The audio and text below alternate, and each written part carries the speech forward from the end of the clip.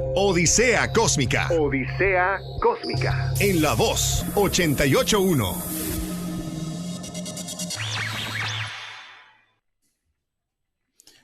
Muy buenas noches.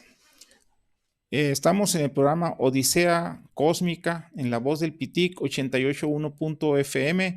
Les habla Julio Saucedo y pues un saludo a la doctora María Elena Sayas, compañera de este programa que no va a poder estar en este, pero va a estar a la próxima, yo creo. Entonces, en este programa, pues tengo el privilegio de tener un invitado, un gran amigo mío. Aquí nos acompaña el doctor Daniel Mendoza Araiza. Doctor Daniel Mendoza Araiza. Él es, tiene toda una larga historia. Ahorita es jubilado de la UAS, ¿verdad, maestro? Sí, pero trabajamos. Sí, pues bienvenido al programa, doctor Mendoza. Entonces miren, vamos a hablar un tema realmente muy, muy interesante, ¿no? Es el tema de geodesia. Geodesia que precisamente no hace mucho, hace unos meses, digamos, recibió precisamente el doctor Daniel Mendoza un reconocimiento muy importante de parte del Senado de la República. Uh-huh. ¿Qué mes fue, maestro? Más o menos, ¿qué fecha? Diciembre. En diciembre, sí. Antes de la Navidad. Sí, bueno. Entonces, vamos a hablar de lo que es la geodesia y vamos a empezar con los primeros antecedentes de lo que es la geodesia, maestro. Si nos puede platicar un poquito de la parte más... Sí, cómo no. Mire, antes que todo, pues quisiera agradecer al doctor Julio Saucedo y a La Voz del Pitic que una vez más me invitan a participar ante ustedes, ¿no? Y saludar a la audiencia. Mire, los antecedentes, quisiera decir que en México la geodesia en los 80 era un nombre exótico, ¿no? Cuando es una ciencia tan antigua como la astronomía, porque inclusive la matemática empieza como geometría, no como matemática que ahora se conoce. Al grado que en el siglo XVIII a los matemáticos les decían geómetras, ¿no? Ahora, ¿por qué digo que es una ciencia antigua? Bueno, porque vean las raíces griegas: geos, tierra, metros, medición de la tierra. Entonces, desde un principio empezó esta ciencia junto con la astronomía. Empezó con preguntas científicas y prácticas, ¿no? Bueno, dentro de las prácticas, pues todos sabemos de que la Mesopotamia pues, eran tierras fértiles y se construían canales, se hacían levantamientos, claro, con aparatos que yo creo que eran de madera, cuadrantes y eso. Entonces, como vemos, la geodesia no es exótica, no es una novedad. Es que empieza como geometría, pero aquí es importante decir que el que hace la diferencia, la geometría, quien da las primeras fórmulas es Tales de Mileto. Tales de Mileto, todos sabemos que es de los 7 sabios de Grecia. Él era un comerciante rico que le gustaba, pues era filósofo, era científico, viajar cuando podía, y en un viaje que hizo por Egipto, que todos sabemos lo que es la cultura egipcia, ¿no? Se dio cuenta, pasó en los tiempos en que, pues saben que el Nilo, pues es uno de los, ya hablamos sobre eso, un río mítico que para mí es el más impresionante del mundo. Se dio cuenta, estuvo un tiempo en Egipto y se dio cuenta que pues una cultura avanzada había impuestos y todo, y se dio cuenta que le cobraban impuestos a la gente que sembraba a las orillas del Nilo, porque el Nilo en tiempos de estiaje era muy fértil la tierra, entonces pagaban impuestos. Entonces él vio que pagaban por la superficie, entonces llegaba pues era un tipo curioso, ¿no? Científico, y les preguntaba: ¿cómo le hacen? Dame la fórmula. No, pues nosotros le hacemos así, agarramos figuras, después hacemos lo otro, una serie de proceduras, y se acababan el área. Entonces se llevó todo ese tipo de información. Ya en Grecia le empezó a sacar las fórmulas, ¿no? Así es. Sí, entonces geodesia, en pocas palabras, es el estudio de la forma de la Tierra, ¿verdad, maestro? Exactamente. ¿Verdad? Entonces ya después de eso, el que llega, otro científico grande griego, fue Aristóteles, y él ve que hay diferencia. Dice, bueno, la geometría es matemática pura. Si yo tengo la fórmula de un triángulo equilátero, pues la superficie siempre va a ser la misma. Si a la base le doy una medición y luego a la altura otra, va a ser la misma. Y en geodesia, cuando hago en la práctica no es así. Y él ponía el ejemplo, ponía la tierra, no sé, 20 metros, y luego 50, y le decía, a ver, ahora mide, ponía los puntos, ¿no? Sí. Mide tú, y medían. Uno sacaba, digamos, 19 metros, 98 centímetros, otro 19, 20 metros, 2 centímetros, y al sacar la superficie no coincidían, y dijo, esto es geodesia.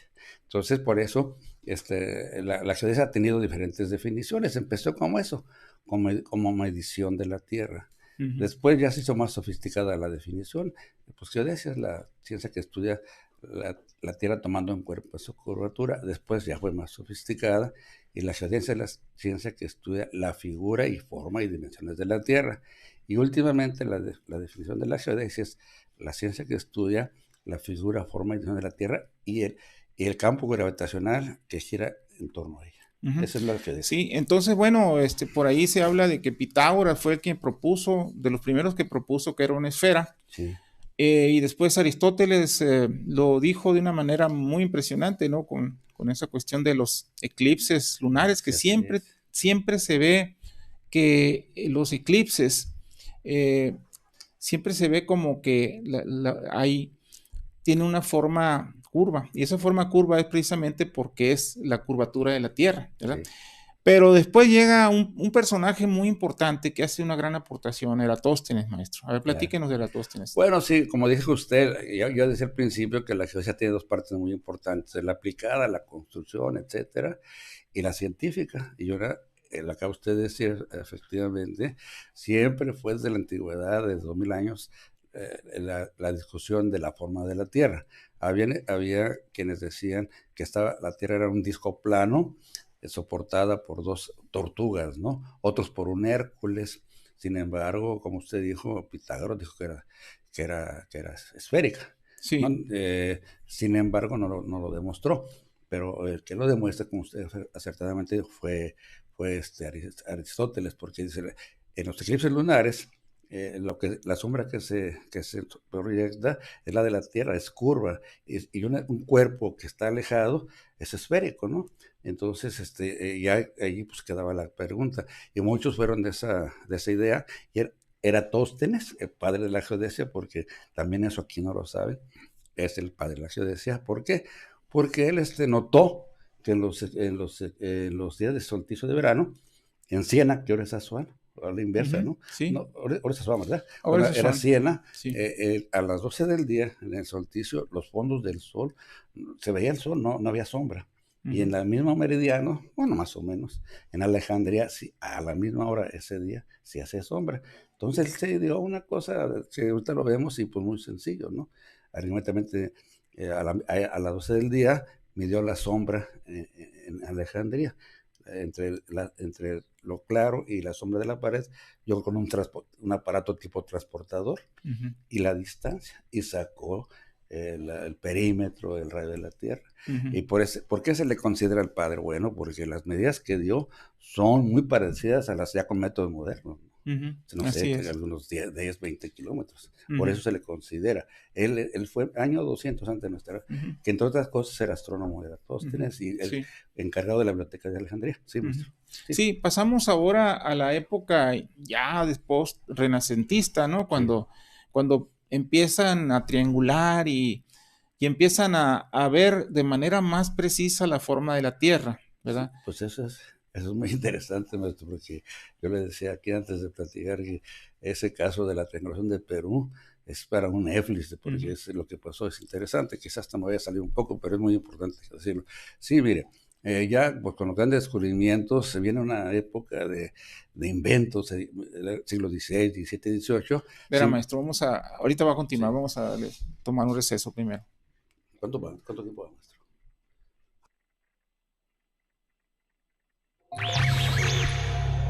Odisea Cósmica. Odisea Cósmica. En La Voz 88.1.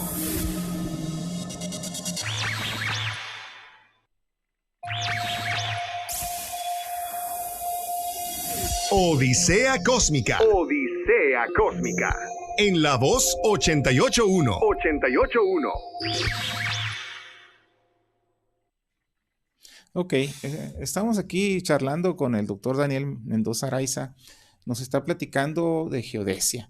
Y nos estaba platicando, maestro, de esto que ya de la forma más precisa de la Tierra, de lo que eso que se observó en Perú nos platicaba. Sí, bueno, como decíamos, ya era la época de los grandes descubrimientos, siglo XVI, y ya se comprobó que la Tierra es redonda con el viaje de Magallanes, que no lo vio, pero los dos que quedaron salieron por Cádiz al occidente y regresaron por oriente al occidente. La Tierra es redonda, pero eso ya lo sabían ellos desde cuándo. Bueno, entonces, pues hay una serie de inventos de aparatos, se inventa ¿cómo se llama? El Vernier, y se inventa el anteojo de Galileo, ¿no? Él inventa el anteojo, un mecánico, Vernier es el círculo que da presión a las medidas lineales o circulares, bueno, inventado por Vernier, que es francés, y otro le dicen Onio, porque ahí dicen que es un portugués, un Núñez el que lo inventó. Entonces, un mecánico inglés junta ese Vernier y el tubo visual de Galileo y hace el teodolito.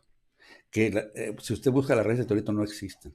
No, quién sabe, porque hay teorías, pero es el teodolito que le llamaron instrumento universal. Y con ese empiezan a medir ángulos. Entonces ya los levantamientos se pudieron hacer por fin, antes era de otra manera, y coinciden con la teoría de Newton, de que la Tierra estaba estaban los polos, por la ley de la rotación de la Tierra hace que tome la forma oblata que le llaman, que sería...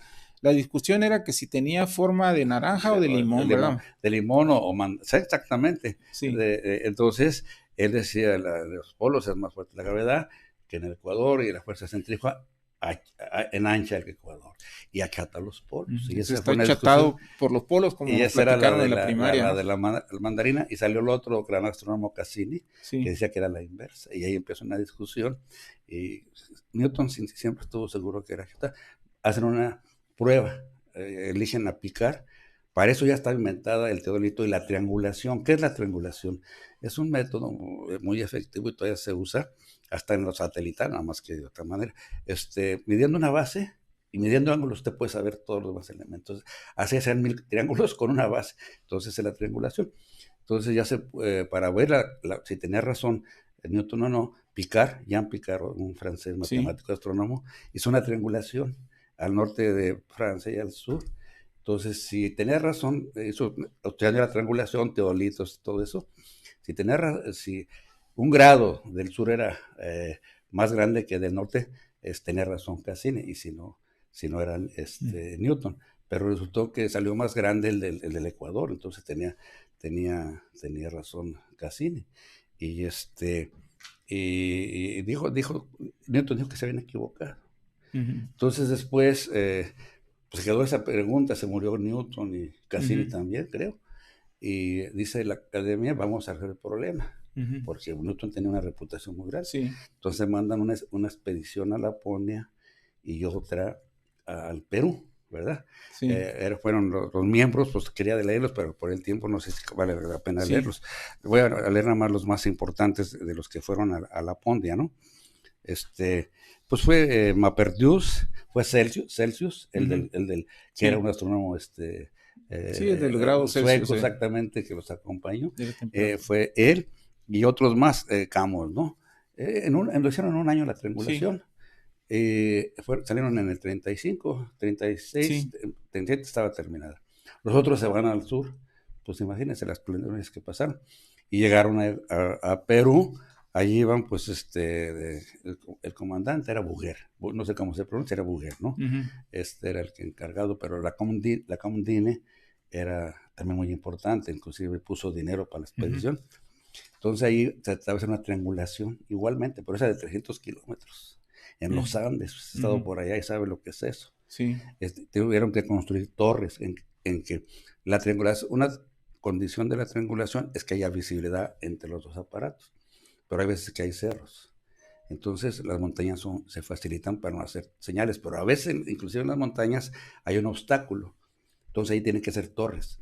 Ahí en Perú hicieron varias torres de varias obras de ingeniería para poderse subir y ver visibilidad. Entonces ellos se llevaron 3 años para hacerla, allá 1 año y aquí 3 años. Sí. Entonces, ya después de determinar la longitud, sacar el valor de cada grado, sacar dónde pasa el ecuador, ya se vio que efectivamente era más grande. Un grado en el norte era de más longitud que un grado cerca del ecuador. Y es cuando Voltaire Exacto. se rió de... Sí, se burló de Cassini. Dice, la expedición de Perú no solo aplastó no solo acható la a la tierra, sino que también acható la fama de Cassini. De Cassini, exactamente. Ese Voltaire era algo serio. Sí. También se rió de Maupertuis. Cuando Maupertuis llegó, sí. pues él mismo le alabó que Maupertuis, que sí. no sé qué tanto. Después se enojó con él y le hizo uno diciendo, dice tú que fuiste allá a Laponia, peleaste con lobos y con osos, para demostrar que lo que Newton en su gabinete de trabajo, tomando té, lo había demostrado. Sí, pues de hecho el sentido común, pues que al rotar se tiene que achatar, ¿verdad? En los polos. Pues esa es una parte interesante de la historia. Y después llega un gigante de las matemáticas, ¿no? Sí. Gauss. Sí. Platíquenos, ¿cuál es la aportación de Gauss a la geodesia? Se ve ahí en la geodesia, por eso digo yo que la geodesia es conocida, usada desde cuándo. Aquí, como dije al principio, es una cosa, ya no, pero ya se ve con algo, no es tan como debe ser conocida. Entonces, como ya se viene la medición de los países, ya todo el mundo quiere medir sus países con triangulación, entonces Gauss, fíjense bien, Gauss lo conocemos por matemático, astrónomo, pero también fue geodesta. En algunos libros dicen que fue 10 años astrónomo, 10 años matemático y 10 años geodesta. Es grande porque en Alemania hay triangulación en todos los países. Ahí hay una triangulación, ahí hizo parte de la triangulación Gauss, ¿verdad? Entonces él, ya empezaron a hacer todos los demás países. Ya en Alemania, que fue una potencia científica en la geodesia en los años de 1800, hizo por primera vez una reunión de todos los geodestas, ¿no? Para hablar, pues había mucha inquietud por la forma de cómo medir el mundo, ¿no? Entonces le llamaron, hicieron ahí la Asociación de Medición del Grado, creo así se llama, lo que es actualmente la Asociación Internacional de Geodesia, y agarró ese nombre en 1870, pero fue en Alemania, y fue precisamente por eso, ¿cómo le van a hacer para unir todas las mediciones, ¿no? Que se logró hasta ahora con el GPS. Sí. Entonces, y ahí es donde empiezan ya de que la figura de la Tierra, aquí lo que medimos es en la Tierra, ¿no? Pero no le podemos dar un tratado bien porque cada punto tiene diferente radio. Y es cuando aparece la idea de buscar una forma o figura matemática que se parezca a la Tierra. Y resultó ser el elipsoide de referencia. Entonces el elipsoide es una figura que se parece a la Tierra. Sí. Y las grandes extensiones que se hacen con triangulación de los países, hay triangulaciones del siglo XIX como la de la India, impresionantes, la de Rusia también es grande. En Europa todos tenían sus triangulaciones, ¿no? En Estados Unidos empezaron a hacer triangulaciones a fines del siglo XIX y juntaron esas medidas, ¿no? Para sacar un elipsoide terrestre, que al final de cuentas no hubo. Cada quien sacaba su elipsoide, se parecían mucho, pero cada quien lo sacaba para su país. Muy bien. Eso es lo que sí, podemos entonces decir. Sí, efectivamente, Gauss inventa el método de mínimos cuadrados, lo aplica primero que nada, casi lo inventa para recuperar un asteroide, ¿no? Ceres, ¿verdad? Que fue el primer asteroide que ahorita se considera planeta enano, por cierto. Y con esa técnica, después de lograr eso, lo aplica a la geodesia, ¿verdad? Sí. Pero ahorita vamos a tomar un receso. Bueno, vamos a seguir platicando en esto. Estamos hablando, lo que usted empieza a hablar del elipsoide, maestro. ¿Sí puede seguir continuando hablando del elipsoide? No, sí, pues entonces ya, por eso cuando se hace la geodesia ya se hace más científica, más interesante, porque, pues imagínense, en esos tiempos, uno se tiene que imaginar, porque está escrito que se juntaban gente de Rusia, de Alemania, de España, para unir medidas. Yo creo que tenían sus dudas, ¿no? Porque ¿cómo le voy a dar las medidas de Rusia, se las voy a dar a Alemania? Pero sin embargo lo hicieron. Es que los científicos llevan una buena relación, sobre todo eso de astronomía y eso, usted lo sabe. Ujú. Los astrónomos rusos y americanos se llevan muy bien, los cosmonautas, al margen de lo que pasa en la política, ellos tienen su relación. Así en aquel tiempo, yo creo. Entonces se dan sus medidas y empiezan a aparecer diferentes elipsoides de acuerdo al país. Por ejemplo, en Estados Unidos formaron el elipsoide Clark. Ujú. En Alemania el Ujú. Bessel, que lo adoptó también Rusia, pero ya como Rusia también ya en el siglo XX se fue agarró mucho Ujú. de la escuela alemana, hace su escuela propia, la soviética en geodesia, y es muy buena. Y ahí hay un genio en la geodesia, que es Krasovsky, es geodesta él, y él sacó un elipsoide que es muy exacto, ahorita ya saca un elipsoide con medidas satelitales, y es el que más, de todos los elipsoides, es el que más se llega. También es de Fisher, ¿no, maestro? Sí, por varios Sí, elipsoides. Hayford también. creo que es el más cercano al actual, diga, que dicen que ya se toma de manera internacional el No, elipsoide. ahorita ya el que se saca es uno que sacaron ya en bases satelitales, se llama elipsoide WG84. Sí, sí. En los números casi exactamente No, sí, son iguales que los de todos, Fisher, sí. por eso le digo. Sí.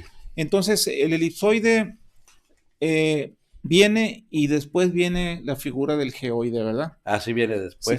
Si quiere. Pues yo del geoide, mire, como es teórica, física, no soy muy, no soy muy allegado. Yo más me he dedicado a la cosa geométrica de las redes, del elipsoide, de la cosa. Pero del geoide, claro, sabemos, ¿no?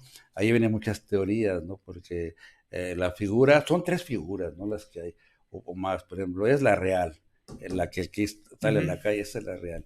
Y luego tiene usted la matemática, la que es ¿cómo se llama? El elipsoide. Y luego tiene la física, que es el geoide. Ese también viene, hay personajes que se dedican a ese estudio, Stokes, Benny Mains, hay varios científicos. Entonces ahí el geoide pues, es una figura que ellos más o menos la definen así. Es una figura que coincide. Los mares coinciden con el geoide, ¿no? Entonces se prolonga ese nivel. Es una ventaja, ¿no? Que el geoide, el nivel del mar, coincide con el geoide. Y ya usted lo prolonga, pero ahí ya no sigue como el elipsoide. Tiene sus chipotes, ¿no? Pero entonces una manera de estudiarlo es que en cada punto donde la vertical sea 90 grados, ¿no? Exactamente. Cada vez que va pasando es el geoide. Y ahorita hay mucha gente... Eso está conectado con la gravedad, ¿verdad? Con con la dirección de la plomada, por decirlo así. Exactamente, ese sería el geoide. Cosa que en realidad eso no existe, porque si ahorita nos ponemos aquí en la calle, sí, pues en cualquier punto que estemos, la vertical, la plomada coincide con la gravedad, pero al pasarla abajo de las capas de la Tierra se va desviando. Entonces, al llegar al geoide, pues ya no llega con 90 grados, ¿no? Y se trata de que esté 90 grados. Ok. Esa es la figura del geoide. Ahorita parece ser que se saca mucho con satélites, el geoide. Sí. Sí, sí. Bueno, ahora, maestro, platíquenos un poquito acerca de la historia de la geodesia aquí en México. Pues es un drama, maestro. Para mí es un drama porque pues, nosotros somos los que... O en algún país que sea así. No. Lo que pasa es que hablar de México, ¿no? Porque, sí. Pero es que lo de México es de todos los países que son como México, no más de México. Claro. ¿No? Actualmente México no... Vamos a hablar de hace 100 años, pues la economía de México... Yo no sé, pues, se va a tener un economista, pero me imagino que no era como la de ahora. Sí. Ahora supuestamente México es el 14, 15 años. Oiga, de 200 países tener esa economía, yo a veces ni la creo, pero es cierto, porque lo dice todo el mundo, ¿no? Entonces ha cambiado. Pero antes todo era, en algunas cosas era atrasado. Entonces Geodesa se quedó atrasado como otros países porque le daban un sesgo estratégico. El gobierno no les convenía que la gente supiera geodesia. Y como allí se encargaban primero fue la Comisión Geodésica, después el Cartográfico Militar, y decían que cómo enseñar eso. Entonces, en México hubo mucha contradicción, porque enseñaban geodesia, había la carrera de geodesta, y daban geodesia, pero daban cosas que realmente pues no eran de primaria, vamos a decir así. Cuando los que la daban trabajaban en el Instituto Cartográfico Militar, sabían geodesia a buen nivel, pero no lo enseñaban. Eso se acaba en 1970. Pero primero, antes de eso, las redes, maestro. Sí, entonces, bueno, lo que pasa es que pues, en México se dan cuenta que hay que tener cartografía, o sea, del país, hay que tener. Sí. México no tenía más que lo que heredábamos del siglo XIX, de Humboldt, de Sigüenza Góngora y todos ellos. Entonces, bueno, parece ser, maestro, que la astronomía, pues en México, usted sabe que no está mal. Digo, no está, pero no está tan mal como estaba la geodesia, ¿no? Como está todavía. Entonces, actualmente está en la geodesia, pero después, es que eso es muy complejo, pero en fin, tomemos de que en más o menos 1910 hay un congreso internacional de astronomía, de la UIA. No sé en qué parte fue, si en Nueva York o en Europa, a fines de 1910, ¿no? Hay esa reunión, o 20, y van los de México a ese congreso de astronomía, pero probablemente se lleva al otro congreso de la Unión Internacional de Geodesia y Geofísica, y ven que existe eso, ¿no? Aparte allá hoy en que todos los países tienen redes, me imagino yo, y vienen y le dicen a Porfirio Díaz, bueno, al gobierno, hay que hacernos una red de triangulación para tener cartografía del país más exacta. Entonces se funda la Comisión Geodésica de México, 1900, en Revolución. Sí. Y esa hizo gran parte de la triangulación, porque el método más exacto era el de triangulación, no había otro. Y hacen gran parte. Aquí pues fue asesorado por Estados Unidos, por la geodesia de Estados Unidos. Aquí, pues, sí. no era fácil como los cuadros. Sí. Y son cuadros, pero son asesorados por ellos y hacen buen trabajo. Y yo he visto la red de triangulación, por ley, cada 200 kilómetros hay que sacar la latitud y longitud astronómica de los puntos terrestres. Esos son métodos que todavía son actuales. Y en esos trabajos lo usó México. O sea, hizo buenos trabajos de astronomía, más no de geodesia. Los triángulos eran muy irregulares, bueno, pero sirvieron en su momento. Entonces, esa empieza la red, debe de ser cada 30 kilómetros un triángulo, y a los 200 hacer un polígono de triángulos y así. Y México hizo polígonos de 500 kilómetros, pero la hizo, pues. Y esa es la que se usó para hacer la cartografía 1 a 50,000 setenal en 1968. Esa red, y se dieron cuenta que estaba mal, pero ¿qué iban a hacer? Si era un programa gubernamental que era de mucho dinero. Hacer la cartografía de México, unos 50,000, es una gran escala, unos 50,000, se imagina, sí. En todo el país. Eso lo autorizó Díaz Ordaz, y que Setenal lo que es INEGI, aunque niegue lo que es INEGI, porque ya después Setenal se transformó y había un instituto de estadístico, otro de informática, y lo unieron en un instituto nacional de geografía e informática. Estadística. Así es más o menos la historia de la red, que actualmente ha cambiado mucho. ¿Cuál es ahora? ¿Cómo es la red ahora, maestro? No, lo que pasa es que ahí pasa una cosa, maestro. Mire, es que yo le voy a decir, yo he sido, no me he dedicado a vegetar, ¿no? He seguido en cosas de la geodesia cósmica, usted sabe. Sí, estamos en un proyecto, ustedes y nosotros, de usar la astronomía para las redes geodésicas. Yo de las redes geodésicas no me he apartado. Entonces ahorita esas redes, ahí están, bueno, pero ya los apoyos geodésicos para la cartografía y para la estrategia del país se usa en base, le está haciendo así. Bueno, hacemos un breve receso. Javier, esto está mal. Pues es lo que... Odisea Cósmica. Odisea Cósmica. En La Voz 88.1.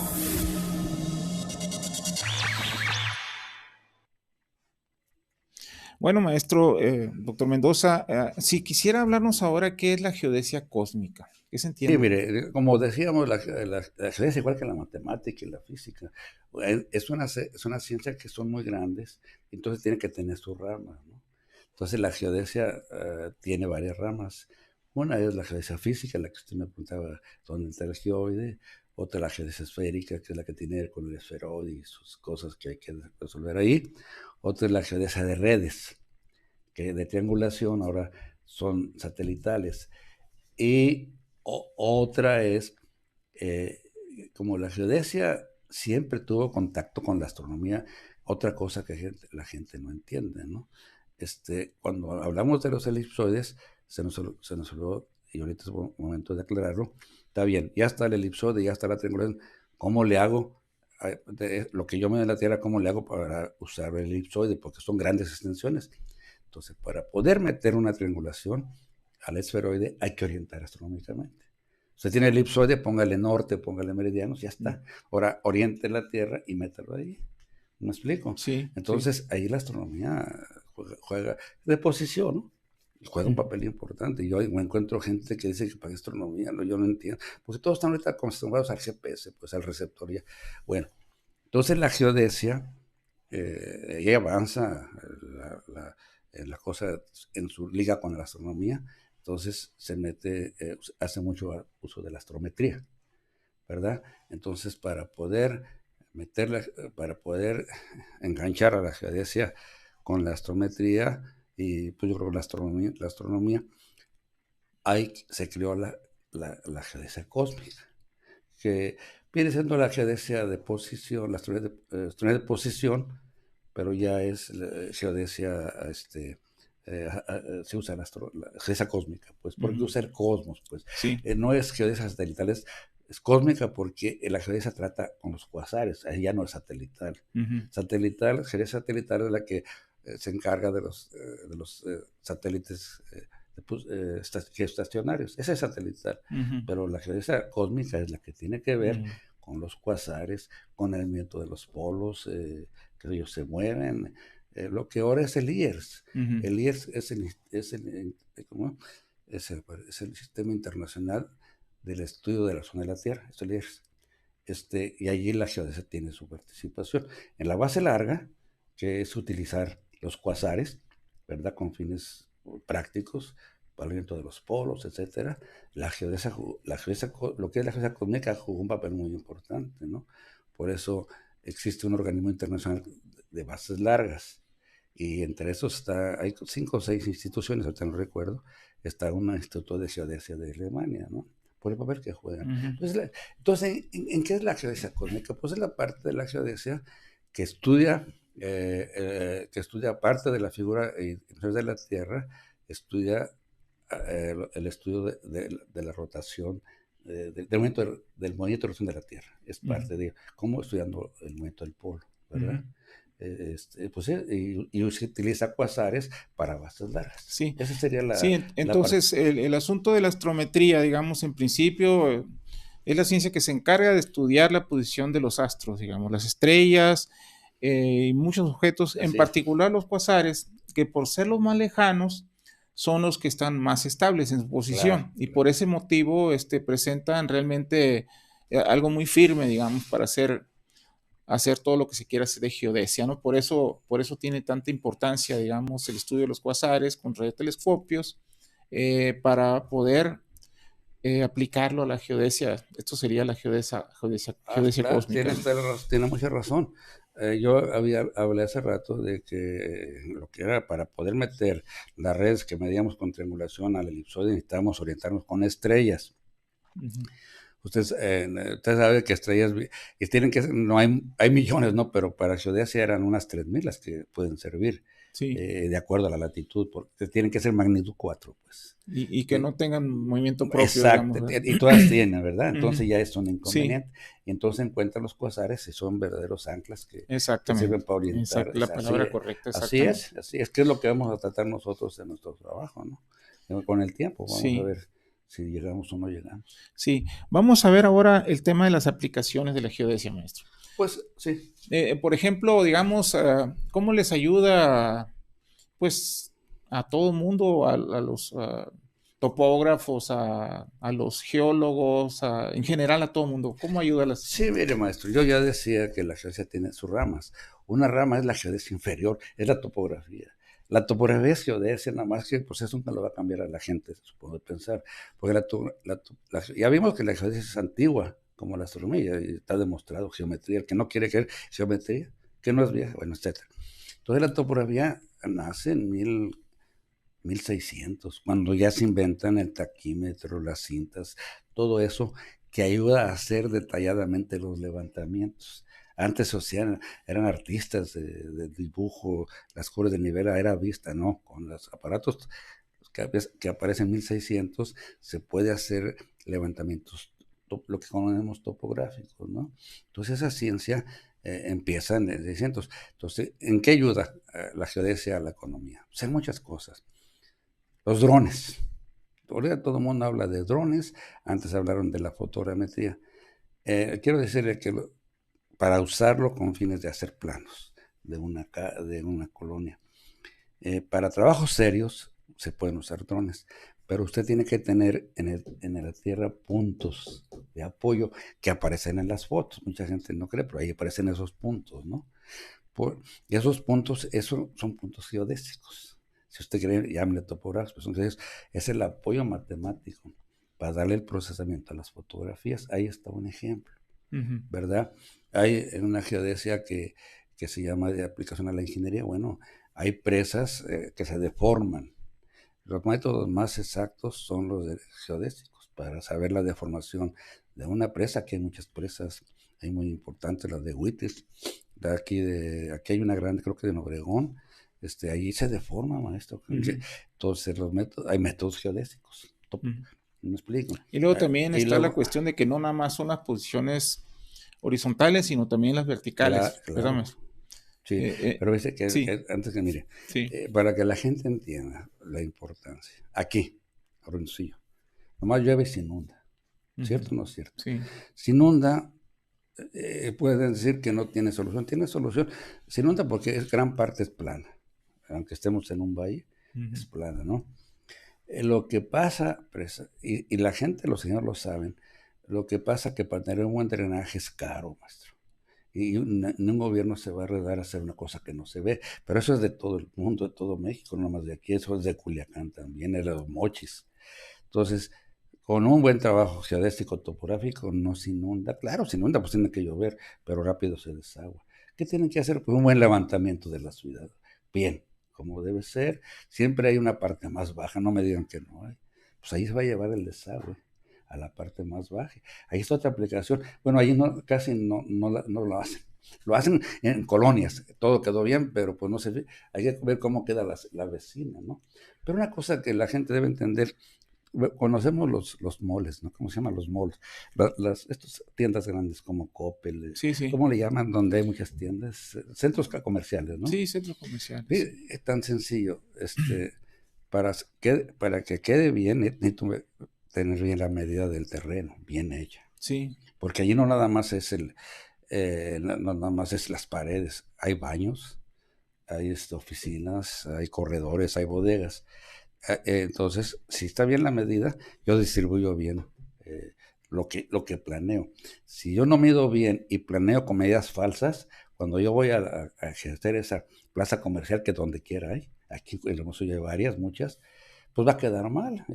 No nos damos cuenta nosotros, bueno, porque vamos y compramos, ¿no? Algunas habrán quedado bien, otras quedarán mal, pero pues nadie dice nada, se resuelve el problema. Entonces ahí tiene una aplicación, las presas y otras, la cartografía, profesor. La cartografía, o sea, nosotros compramos planos donde hay curvas de nivel o planos turísticos, pues ahí tiene que haber un apoyo de terreno, pues, para poder hacer el levantamiento. Si antes se hacía con cinta, con taquímetro, ahora se hace con drones o con aviones. Con aviones es para cosas más serias, ¿no? Drones también son serias, pero yo creo que para superficies no tan grandes, ¿no? Entonces hay una aplicación, no sé si tenga alguna... Bueno, por ejemplo, en el caso celulares, ¿no? El GPS. Claro. Por ejemplo, ahí está. que da posiciones. Claro. ¿Nos explica cómo funciona eso? Pues más o menos le voy a decir, está el sistema de posicionamiento, ¿no? ¿Qué es eso? Son como 24 o 30 satélites que están girando constantemente y cualquier persona en la Tierra donde se pare está captando 6 de esos satélites mínimo. Para procesar y darle conexión al punto, basta con 4 satélites. Hay programas y todo eso. Sí. Bueno, entonces, en las ciudades hay cartografía, lo que yo le decía. Alguien aquí hizo la cartografía de Hermosillo, una buena cartografía. Eso la compran las compañías, ¿verdad? Entonces ellos tienen su centro, yo creo que aquí en ¿cómo se llama? En Hermosillo, que están en contactos con los satélites y ya tienen ellos tienen el módem los taxistas o su Sí, carro. exacto, que son muy Entonces útiles para... hay un intercambio y le da las coordenadas. Es una cosa que bárbaro, eso, a veces a lo que llega la tecnología, pero es donde le digo, si la gente si no hay experiencia que sepan geodesia, somos nada más dependientes, no sabemos lo que estamos haciendo. Por eso, en el caso de la geodesia, es importante que en los países tengan su carrera de licenciatura en geodesia. Tiene que tener, maestro, porque si no, no entiende lo que me acaba de preguntar. Eso, gran parte jugó que juegan actualmente los satélites, y en ahí usted no sabe ni dónde está. Luego juega la cartografía del lugar, y luego juega la red que hace usted aquí en la ciudad para tener contacto con los GPS y con los carros, ¿no? O sea, ahí está una aplicación, maestro. Y platíquenos de los UTM, maestro. ¿Cuál es un UTM? Las unidades que se usan para posicionar, digamos, el UTM. Sí, lo usan. ¿La proyección o qué? Sí, Las es lo coordenadas que se FG. usan, por ejemplo, en los mapas, los geólogos. Sí, bueno, maestro, sí, ya. Mire, entonces está, qué bueno que hemos ya hablado, está la red, son puntos, ¿no? Uh-huh. Entonces viene la cartografía, ¿no? Uh-huh. Ese es interesante, es un poco, espero que me pueda explicar y lo pueda hacer bien. Bueno, si hablamos de cartografía, unos 50,000 de un país vamos a hablar. Hermosillo está metido, Sonora está metido en la cartografía nacional. Hay de Hermosillo cartografía unos 50,000, en la ciudad hay unos 10,000, en un sistema nacional. No que yo soy dueño de 1,000 hectáreas, es otra cosa. En la nacional. Entonces, si son grandes superficies, están sobre la esfera. Es curvo, ¿no? Uh-huh. Entonces ahí lo que se hace, profesor, hacemos las medidas en la Tierra, las llevamos al elipsoide. Estamos hablando de una cartografía del tema, ¿no? Sí. Al elipsoide, ya que está en el elipsoide, está en una figura lisa, uh-huh, uniforme, pero es curva. Entonces lo que yo hago para darle sentido práctico, ese elipsoide lo meto, haga de cuenta, a ver, vamos a imaginarnos, ya está el elipsoide, ¿no? Y ya están medidas, ya llevamos las medidas de la Tierra al elipsoide, ya están. Donde el elipsoide toca a la proyección, al cilindro, y ahí está una medida de la Tierra, no hay deformación, pero nomás usted camina hacia los paralelos, hay deformación. ¿Por qué? Porque la medida que llevó el elipsoide está más abajo. Entonces lo que se hace, esa parte que no coincide con la tangente, el cilindro no es tangente al elipsoide, se proyecta en la cara del cilindro. Ya que todos los puntos del elipsoide están proyectados en la cara del cilindro, cortamos el cilindro, nos queda un plano. Uh-huh. Esa es la UTM. Uh-huh. Es una proyección cartográfica que se usa para que el elipsoide, las medidas que están en el elipsoide, queden planas y darle uso práctico. Eso se refiere a usted, maestro. Sí, sí. Es la UTM. Sí. Cada país tiene su cartografía. Los países que están cerca del Ecuador, como nosotros, usamos la UTM. Los que están al norte usan la alambre, es otro tipo de proyección. Sí. En concreto, son proyecciones que se usan para representar el relieve de los países en plano y la gente le entiende, le deduce. Aquí hay una cosa. Claro que entre más se aleja usted de donde tocó el elipsoide al cilindro, hay más error, pero para lo que se quiere es bueno. Uh-huh. La otra cosa muy importante, ¿no, maestro? Sabemos que la Tierra, la superficie terrestre, sí, la corteza, digamos, no es una pieza entera, ¿no? Sino que son placas. Sí, sí. Entonces, esas placas se mueven constantemente y eso hace que cambien, ¿verdad? Las posiciones. Claro. ¿Cómo se puede estudiar esa tectónica o ese movimiento de placas? Allí hay varios, muchos de esos se dedican los geofísicos, los geólogos y los geodestas también. Los geodestas se dedican, el método de los geodestas es ¿cuál es? Ya vimos que son puntos en la Tierra, ¿no? Así como le damos coordenadas X, Y y Z, el Z en este caso sería la elevación. No, sí. Entonces, ya usted habló de las redes. Las redes ahí están, no se mueven. Bueno, me refiero a los monumentos, ahí quedan. Ahora de que se mueven, acaba de decir que se mueven, pues se mueven. ¿Cómo vamos a checar si se mueve o no se mueve? Hagámonos y pensemos que tenemos ahorita la red de México, ¿no? Esos vértices que hablamos de triangulación, ahora con satélites. Con satélites hay puntos, hay redes que son de la Red Geodésica Nacional Satelital. Entonces, medimos ahora, ¿no? Y ya sacamos las coordenadas X, Y, Z, pum, pum. Y medimos dentro de 10 años. Debe dar las mismas coordenadas. Entonces, no da. Entonces, quiere decir que se hundió o se desvió. Es la manera de... Sí. Geodésicamente, es la manera de determinar las deformaciones de la Tierra, los hundimientos, eso es lo que me preguntaba. Sí, exactamente. Para eso sirve también. Nada más que cuando usted me dijo, para qué, son muchas cosas para lo que usa los trabajos geodésicos. Ese es uno muy importante, más en México, que es parte sísmica. Aquí mismo es, no. Aquí también es, aquí ha temblado, me ha tocado temblores. Ha habido sí. por ahí el famoso 7 a mí me tocó algo. Que así dije, Chihuahua. Bueno, el caso de 1887, ¿no? Que es el caso de Bavispe, ¿no? No me acuerdo si fue 7.8 o algo por el estilo. ¿Cuándo? 888. O sea, hace tiempo.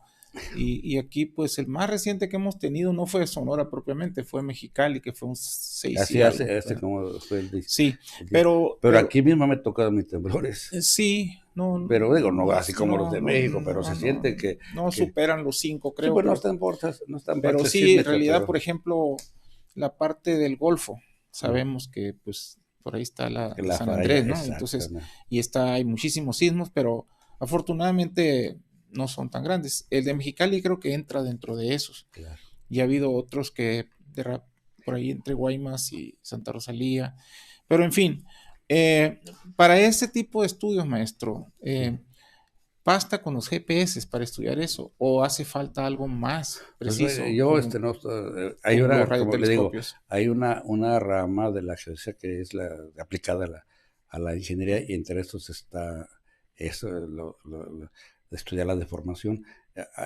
Bueno, ahí pues yo no estoy muy enterado, oigo, ¿no? Pero no le puedo decir como es el caso de la geodesia cósmica, algo así, que sí estoy más enterado. Pero ahí, maestro, en mi tiempo, ¿no? En mis tiempos se usaban, ¿qué se usaba, maestro? Se buscan dos partes rígidas del lugar que va a estudiar, es decir, que no tengan movimiento. Ahí pone bancos referentes, ¿entiende? Y de ahí y usted en la zona a estudiar pone testigos, o sea, marquitas, puede ser de concreto, de fierro. Parte de las referencias que se llaman bancos de nivel, que en las partes del filme se empieza a nivelar. Ahí un método, usted sabe de cómo se nivela. Saco las cotas, al tiempo voy, y por diferencia sé si se hundió o no se hundió. Ese es un método. Ahora están buscando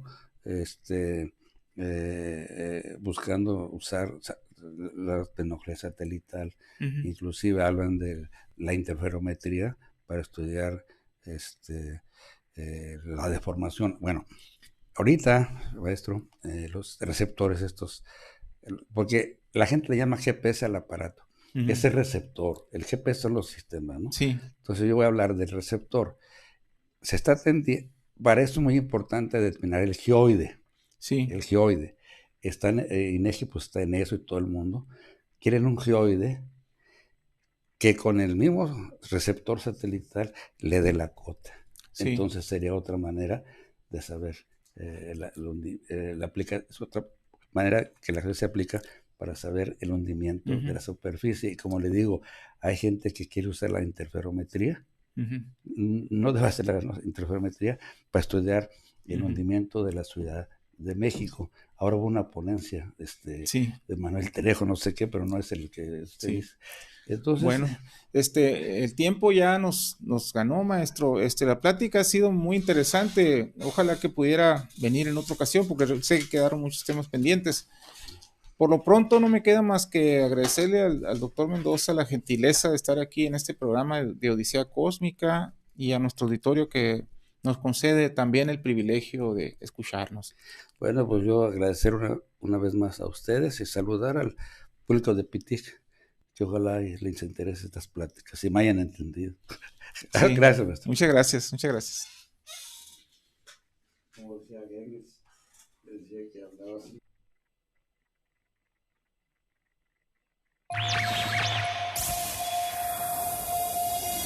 Odisea Cósmica. Odisea Cósmica. En La Voz 88.1. 88.1.